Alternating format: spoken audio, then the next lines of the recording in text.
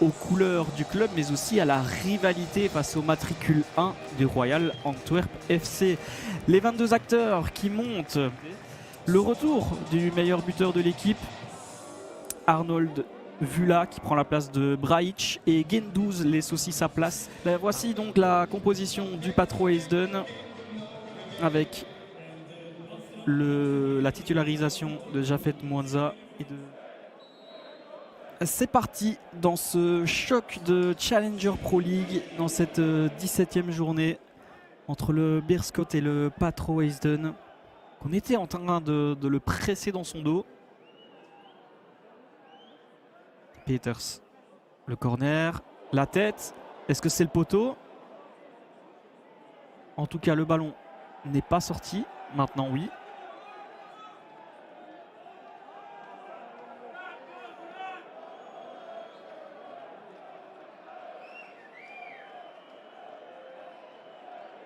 S'il s'avère que que ce soit le poteau, ce serait la plus grosse occasion de cette rencontre jusqu'à présent. Et attention, à nouveau, on essaye de frapper comme ça. Agrandissez sa surface corporelle. Et c'est bien joué ça pour aller chercher l'attaquant. La remise en retrait et la première vraie frappe et vraie occasion pour Glenn Class et le Beerscot. Le même tireur.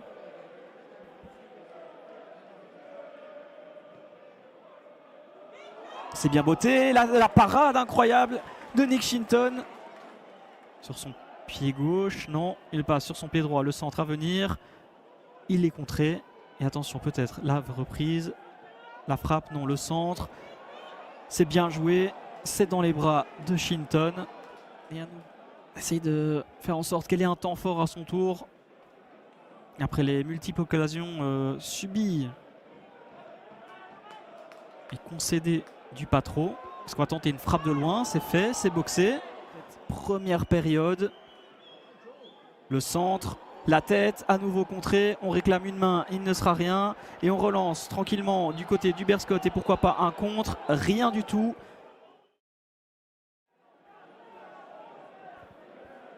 Il venait d'en perdre la possession. En tout cas, il n'y avait visiblement pas de pénalty. Et là, il n'y a pas de faute non plus. Rançon arrêté lui fautivement et c'est un carton de quelle couleur? Rouge. L'exclusion.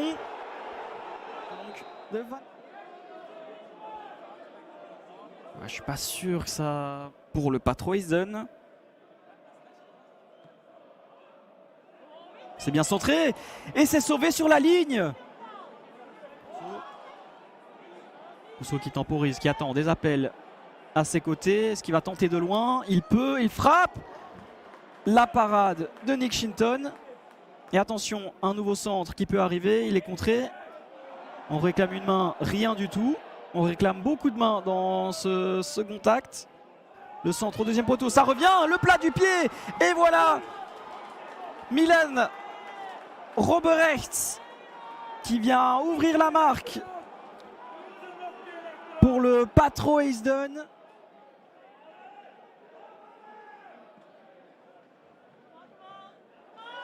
C'est bien joué, c'est dommage, ça n'arrive dans les pieds de personne. Et c'est dégagé à nouveau, pas de faute. Rousseau au contrôle et il y a un 3 contre 2 à jouer. Même si ça revient côté Beerscot. Un 3 contre 4. Et Rousseau qui est servi, Rousseau qui peut frapper et mettre le 0-2. Le voici, le but du break. Leandro Rousseau pour son 8e but de la saison. Là, cette fois, une chose est claire, les 3 points n'échapperont pas au Patro Heasden, n'échapperont pas aux hommes de Sten Steinen qui auront joué leur jeu, développé leur plan à la perfection.